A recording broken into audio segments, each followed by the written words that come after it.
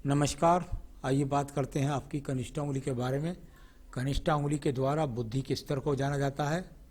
अगर मैं बौद्धिक स्तर की बात करता हूं तो प्रथम पर्व पर माइनर रेखाएं हैं, यानी मानसिक चिंताएं आपको वर्तमान में भी हैं। व्यवहार पर आपको नियंत्रण रखना है। किसी प्रकार से अपने व्यवहार के कारण आप अपनी जॉब से निष्कासित हो जाएं या किसी के साथ विवाद हो जाए, इन बातों से आपको बचना है। अभी यहाँ पर थर्ड पर्व भी प्रभावित है, यानी कुल मिलाकर धन की वर्तमान में अच्छे संकेत दिखलाई नहीं पड़ते हैं। तो ये माइनस रेखाएं कुल मिलाकर अच्छी नहीं कहलाती हैं। अब बात करता हूँ सूर्य पर्व के बारे में। सूर्य की उंगली मानसिक हिसाब से ठीक दिखाई देती है। व्यावहारिक पर्व की बात करता हूँ तो व्यावहारिक पर्व पर माइनस रेखाएं लगी हुई हैं, यानी राज्य सरकार से लाभ न मिलना, राज्य सरकार के टेंडर्स ना मिलना, साथ ही साथ मानसिक चिंताएं या अविवाद के तरह क्रोधित हो जाना, इस तरह की स्थिति। और कुल मिलाकर सम्मानजनक स्थिति नहीं बिता पा रहे हैं, ऐसी चिंताएं काफ़ी आपकी सूर्य के पर्वत से दिखलाई देती हैं। यहाँ पर थोड़ा सा शनि की उंगली के साथ अलगाव है, यानी आपके जीवन के अंतर्गत निश्चित रूप से आप माता पिता की सेवा नहीं कर पाएंगे, क्योंकि वो स्थान परिवर्तन के कारण या माता पिता से दूर रहने के कारण ऐसी स्थितियों का सामना आपको चलता रहेगा। बात करते हैं शनि की उंगली के बारे में। शनि की उंगली आपके जीवन में बताती है आपके धन की मजबूत स्थितियों के लिए। देखिए, जो माइनर रेखाएं आज की तारीख है, ऐसा नहीं है ये हमेशा रह पाएंगी। सेकंड पर्व बहुत ज़्यादा प्रभावित हो जाए तो व्यक्ति के जीवन के अंदर धन की स्थिति ऊपर भी हल्की हल्की रेखाएं काफ़ी सारी हैं, यानी कुल मिलाकर धन के लिए संघर्ष दिखलाई देने वाली ये रेखाएं। जब तक ये रेखाएं यहाँ पर रहेंगी तब तक आपके धन के संघर्ष की स्थिति लगातार चलती रहेगी, आपको संतोष प्रदान नहीं होगा। साथ ही साथ ऐसे व्यक्ति को दूसरों को धन देना नहीं चाहिए, वरना वो धन लौट करके भी नहीं आता है। अब बात करते हैं आपकी बृहस्पति की उंगली के बारे में। बृहस्पति की उंगली फर्स्ट पर्व कुल मिलाकर के सेकंड पर्व और थर्ड पर्व, फर्स्ट पर्व ईश्वर की कृपा के लिए ज़्यादा ठीक नहीं है, भगवान की मामूली सी कृपा है। ये रेखाएं यहाँ पर सेकंड पर्व पर लग जाएं, यानी कि बिल्कुल कुंडली मिलान करके विवाह करना चाहिए, क्योंकि आपके जीवन में ये रेखा यदि रहती हैं तो पत्नी के साथ वैचारिक मतभेद बने रहेंगे। तो ये साथ ही साथ संतान को अभी है ही नहीं तो नीचे का आर्थिक पर्व, बस ये कह सकता हूँ कि खान पान पर थोड़ा सा नियंत्रण रखें। आइए बात करते हैं बुध पर्व के बारे में। बुध का पर्व आपके धन की स्थितियों के लिए जाना जाता है। यहाँ पर रेखाओं ना के बराबर दिखलाई दे रही हैं, यानी पर्वत पर यदि रेखा नहीं होगी तो व्यक्ति अपने जीवन के अंदर धन की स्थिति से मजबूत माना ही नहीं जाएगा। बहुत माइनर रेखाएं, इन माइनर रेखाओं से तो आप इतना कह सकते हैं कि बस ठीक है, अपने जीवन की नैया को मैं चला पा रहा हूँ, पूरी तरीके से मैं अपने आप में महसूस करता हूँ आर्थिक तंगी को। यहाँ पर बात करता हूँ सूर्य पर्व के बारे में। इसके द्वारा हम जानकारी करते हैं कि व्यक्ति राजनीतिक क्षेत्रों से लाभ उठाएगा, नहीं उठाएगा। क्या सरकारी नौकरी मिलने का उपक्रम है? बिल्कुल भी नहीं है। साथ ही साथ सम्मान किस प्रकार का वर्तमान में है, वो सम्मान भी कोई विशेष प्रकार का नहीं है। कार्य क्षेत्र में पहचान कितनी है, वो कार्य क्षेत्र में पहचान भी यहाँ पर मौजूद नहीं है। बात करता हूँ उसके बाद में आपके शनि पर्व के बारे में। शनि पर्व और भाग्य पर्व की रेखाएं निरंतर रूप से यहाँ खड़ी हैं, यानी कि अगर आप देखें तो भाग्य पर्व पर ये निरंतर रेखाएं क्या करती हैं, कहीं से भी आपकी जॉब कल को छूट जाए तो परसों को लग जाए, बस इसका इतना ही फायदा होता है।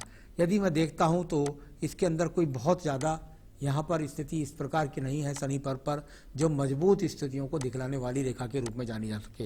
यानी कि धन का पर्व अभी कोई यहाँ पर भाग्य का पर्व आपका विशेष रूप से साथ नहीं दे रहा है। अब मैं बात करता हूं बृहस्पति के पर्व के बारे में। बृहस्पति का पर्व, और यदि बृहस्पति के पर्व को आप देखेंगे तो मेरे ख्याल से सैकड़ों यहाँ पर आपको मिल जाएंगे, यानी चतुर्भुज दिखाई देंगे।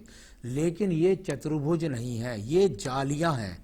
कुल मिलाकर जब इस प्रकार की बृहस्पति पर्व पर बहुत ज़्यादा जालियां लग जाएं, ये बहुत सारी जालियां हैं, तो ये व्यक्ति का मकान बहुत मुश्किल से बनता है। ये व्यक्ति का मकान वाहन लिया जाता है तो कर्जों से लिया जाता है। ऐसे व्यक्ति के वैवाहिक जीवन में पत्नी के साथ कलह हो सकता है। तो कुल मिलाकर ये जालियां जो बृहस्पति पर्वत पर इतनी सारी पड़ जाती हैं, ये व्यक्ति के जीवन के अंतर्गत बहुत संघर्ष कराती हैं आर्थिक स्थिति के हिसाब से। ये वर्तमान की बात है, मैं हमेशा के लिए नहीं बोल रहा हूँ। 5 साल तक मैं हस्तरेखा को जरूर बोलता हूँ, उससे आगे बोल के ना बोलना चाहिए, ना किसी को डराना चाहिए, और ना ही कोई देख भी सकता है। आइए बात करते हैं इसके बाद में आपकी हृदय रेखा के बारे में।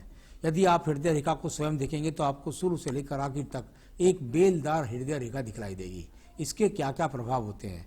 जब बेलदार हृदय रेखा होती है, जिसमें जालियां पड़ी होती है, जिसमें बेल पड़ी हुई है, जंजीर पड़ी होती है, तो व्यक्ति के जीवन के अंदर स्वास्थ्य को प्रभावित करती है। सबसे पहले स्वास्थ्य। दूसरा, इसका प्रभाव पड़ता है अर्धांगिनी से, यानी कुल मिलाकर पत्नी के साथ में आपके समावेश या सही योजनाओं का या प्रेम संबंधों में खटास का, इस तरह की बहुत सारी स्थितियां, और मन के अंदर इस समय बहुत ज़्यादा परेशानियां हैं, बहुत ज़्यादा आप संघर्ष कर रहे हैं। तो इस तरह की स्थितियां यहाँ बनी हुई है, तो जो बेलदार आपकी ये रेखा है। अब बात करते हैं इसके बाद निम्न मंगल पर्व के बारे में। निम्न मंगल पर्व, और यदि निम्न मंगल पर्व को देखता हूं तो बहुत सारी हल्की हल्की रेखाएं संघर्ष करके निकलती हुई हैं, यानी आपके मेहनत करने में कोई भी कसर नहीं है, आप निरंतर मेहनत करते हैं, आप कार्यशील व्यक्ति हैं, ऐसा कहीं नहीं दिखाई पड़ता कि आप निकम्मे व्यक्ति हैं। आप तो काम करने में, मेहनत करने में विश्वास रखते हैं, लेकिन यहाँ कर्म रेखाएं अभी आपका भाग्य साथ नहीं दे रही हैं, भाग दौड़ लगी हुई है। आइए आपकी बुद्धि रेखा की बात करता हूँ। एक बुद्धि रेखा फिर बेलदार हो गई, दूसरी रेखा भी बेलदार ही दिखाई देती है यहाँ पर। इन बुद्धि रेखाओं का क्या के परिणाम जाना जाता है? अगर पहली बुद्धि रेखा को देखता हूँ तो वो आपके जीवन में प्रभावी रहेगी 35 वर्ष तक। 35 वर्ष की आयु तक वो बेलदार बुद्धि रेखा, और नीचे उसका बृहस्पति से संबंध है। भले ही संघर्ष है आपके जीवन के अंदर, ऐसी बुद्धि रेखाएं जब होती हैं, व्यक्ति अपने आप को स्थिर ही नहीं कर पाता कि मैं क्या करूं, व्यापार करूं कि नौकरी करूं, या बहुत ज़्यादा मानसिक टेंशन उसको रहती हैं, क्योंकि वो अपने आप से पूरी तरीके से महसूस नहीं करता सुख शांति। तो ये इस तरह की रेखाएं हैं। इसके लिए कुछ पूजा पाठ अवश्य करनी होगी आपको, यदि आप इन रोगों से, इन परेशानियों से छुटकारा पाना चाहते हैं। आप विश्वास मानिएगा, ये रेखाएं बेलदार खत्म हो जाएंगी आपके जीवन में पूजा पाठ रत्नों से। द्वितीय मंगल पर्व की बात करता हूं तो यहाँ पर अभी बहुत सारे संघर्ष करने वाली रेखाएं हैं। कोई झगड़े मुकदमे की नहीं है, लेकिन संघर्ष की रेखाएं बहुत बनी हुई हैं। बहुत सारी छोटी छोटी रेखाएं चंद्र पर्वत पर जब बन जाएं तो व्यक्ति को स्थान परिवर्तन, भाग दौड़, मानसिक चिंतन, टेंशन, इस तरह की दिखलाई देती हैं। एक हल्की हल्की सी रेखा का संबंध जाकर के और आपके अंदर यहाँ आयु रेखा के साथ भी बन रहा है, अभी मजबूत नहीं है।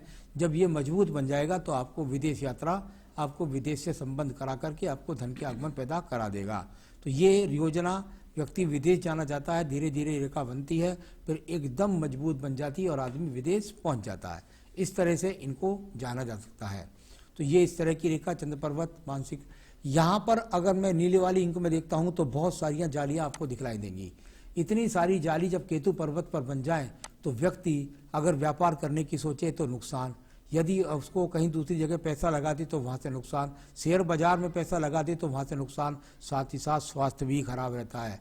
तो कोई भी निर्णयात्मक क्षमता आप ना लें, व्यापार की तरफ प्रयास ना करें, क्योंकि ये अपने आप में खराब रेखा यहाँ पर हैं। आप जैसे ही इन्वेस्ट करेंगे पैसा डूब जाएगा, फायदा कुछ नहीं होगा, साथ ही साथ स्वास्थ्य भी खराब हो जाएगा। अभी भी आपको स्वास्थ्य का ध्यान काफ़ी रखना है। अब बात करता हूँ इसके बाद आपकी भाग्य रेखा के बारे में। यदि भाग्य रेखा की बात करेंगे तो उसको बहुत सारी राहु रेखाओं ने काटा हुआ है, यानी आपके जीवन के अंदर यदि भाग्य रेखा थोड़ी सी, क्योंकि परिवार से मजबूत है, परिवार का सहयोग मिल जाएगा। साथ ही साथ ये रेखाएं जब चलती हैं और जहां आपके 25 वर्ष है वहां से लेकर के, और अभी मैं कह सकता हूं कि जो अब दूसरी वाली बुद्धि रेखा वहाँ 45 वर्ष होगा, नीचे वाली बुद्धि रेखा तक 35 वर्ष होगा। यहाँ दूसरी रेखा का संबंध भी है विदेश से जोड़ने वाला, लेकिन अभी वर्तमान पर इस पर बहुत सारी जालियाँ हैं भाग्य रेखा पर। आने वाले समय में आपको कई जॉब परिवर्तन का सामना आने वाले 5 वर्षों में करना होगा।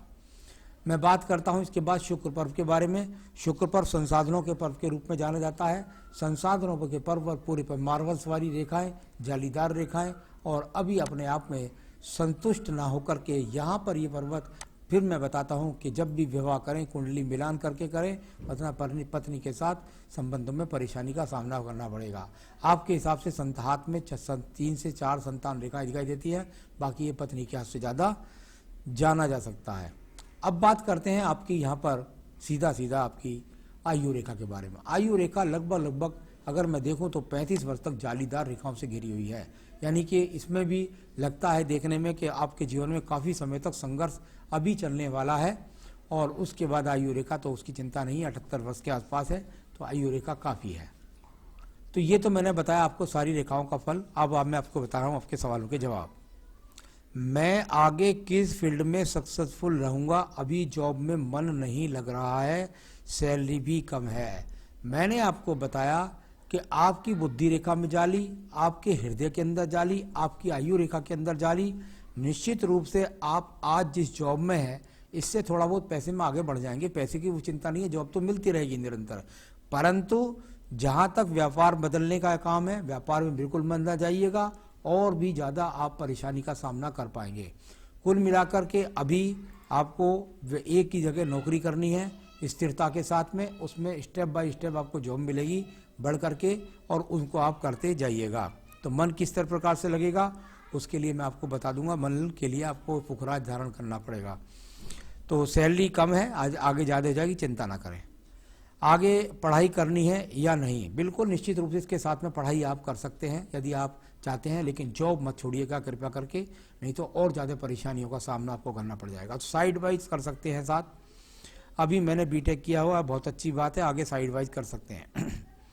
फॉरेन सेटलमेंट है या नहीं, बिल्कुल निश्चित रूप से। जो मैं एक रेखा खींच रहा था आपकी चंद्र पर्वत से लेकर के और आयु रेखा तक, उसमें मुझको लगता है अब से लगभग क्योंकि वो आपके जो है 27 से और 29 वर्ष के बीच में मुझे वो पहलू ज़्यादा दिखाई पड़ते हैं। उस समय आपको अवसर मिलेगा या तो घर से 4-5 हज़ार किलोमीटर दूर नौकरी करने का, और या फिर विदेश का। तो उस समय आप प्रयास करें और जा सकते हैं।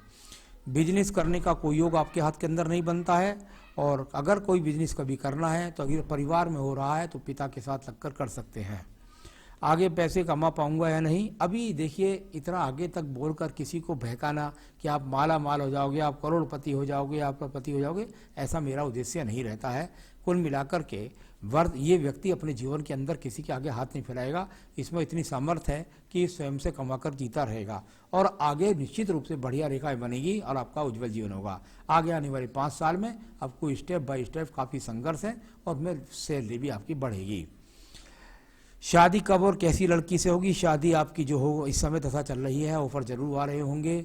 निश्चित रूप से मैं समझता हूं अब से लेकर 1.5 से 2 साल के अंदर विवाह होने की संभावना बहुत ज़्यादा है, और वो वर्किंग वाइफ आपकी होगी। तो इस तरीके से आपका ये मैंने आपके सवालों के दिए। मैंने बताया आपको मानसिक शांति के लिए और अपने पढ़ाई क्षेत्र में भी मन लगे और आपके कार्य क्षेत्र में भी आप तरक्की प्राप्त कर सकें, इसके लिए जल्द से जल्द आप श्रीलंकन पुखराज यहाँ धारण करिएगा। इस उंगली के अंदर पुखराज आपको पहनना है श्रीलंकन, अब वाइट पीले वाला नहीं पहनना है, वाइट वाला पहनना है। अगर वाइट वाला पहन रखा है तो ठीक है, नहीं पहन रखा है तो आप मुझसे संबंध करके मैं आपको इस स्थान पर पहुंचा सकता हूं। तो यहाँ आपको पुखराज पहनना है। पन्ना यदि आपने पहन रखा है तो दिक्कत कुछ नहीं है, उसे भी पहन सकते हैं आप। मोती कृपया करके ना पहने। साथ में बस एक ही पूजा बता रहा हूँ आपको, सूर्य को जल देना है, सूर्य को अर्घ्य देना है, उगते हुए सूर्य को देखना है, और सूर्य प्राणायाम कर सकते हैं तो वो कर सकते हैं। साथ ही साथ आदित्य हृदय स्रोत बस वो पढ़िएगा, क्योंकि मुझे बुरी रेखाओं को मिटाना है, आपके भविष्य को उज्जवल बनाना है। आप इतना करें, जीवन में सुखी रहें, यही मेरी शुभकामनाएं हैं। नमस्कार।